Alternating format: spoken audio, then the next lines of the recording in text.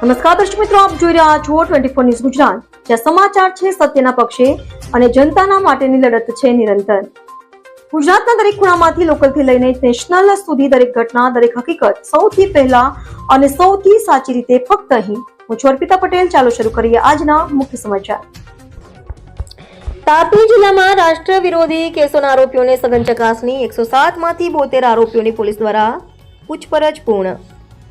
રાજ્યના ગુજરાત રાજ્ય ગાંધીનગરની સૂચના અનુસાર તાપી જિલ્લા પોલીસે રાષ્ટ્ર વિરોધી પ્રવૃત્તિઓ હેઠળના ગંભીર ગુનાઓમાં પકડાયેલા આરોપીઓની સઘન ચકાસણી શરૂ કરી છે. તાપી જિલ્લામાં છેલ્લા લગભગ 30 વર્ષમાં વિવિધ ધોરણોમાં નોંધાયેલા આવા કેસોમાં કુલ 107 આરોપીઓ પકડાયા હતા.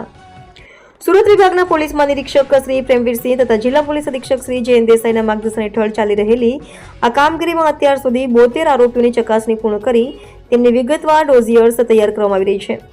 બાકીના આરોપીઓની ચકાસણીનું કાર્ય હાલમાં ઝડપથી આગળ વધી રહ્યું છે. ચેકિંગ હેઠળ આવતા કેસોમાં હથિયાર અધિનિયમ, એનડીપીએસ એક્ટ, એક્સપ્લોઝિવ એક્ટ, બનાવની ચલણી નોટ તેમજ ટાડા, પોટા, એમસીઓસીએ અને યુએપીએ જેવા ગંભીર રાષ્ટ્ર સુરક્ષા સંબંધિત કેસોનો સમાવેશ થાય છે. ઉપરાંત પેટ્રોલિયમ અધિનિયમના કેસોમાં પકડાયેલા આરોપીઓની પણ તપાસ હાથ ધરાઈ રહી છે. જિલ્લા પોલીસના જણાવ્યા મુજબ આવા પ્રકારની કોઈપણ રાષ્ટ્ર વિરોધી કે શંકાસ્પદ પ્રવૃત્તિઓને ફરી ન સર્જાય તે હેતુથી સઘન ચેકિંગ, વેરિફિકેશન અને સતત દેખરેખ રાખવાની કામગીરી ચાલુ છે. સમગ્ર અભિયાનને તંત્ર દ્વારા પ્રાયોરિટી આધારિત ગણાવીને પોલીસ દળોને વિશેષ દિશા નિર્દેશ આપવામાં આવ્યા છે.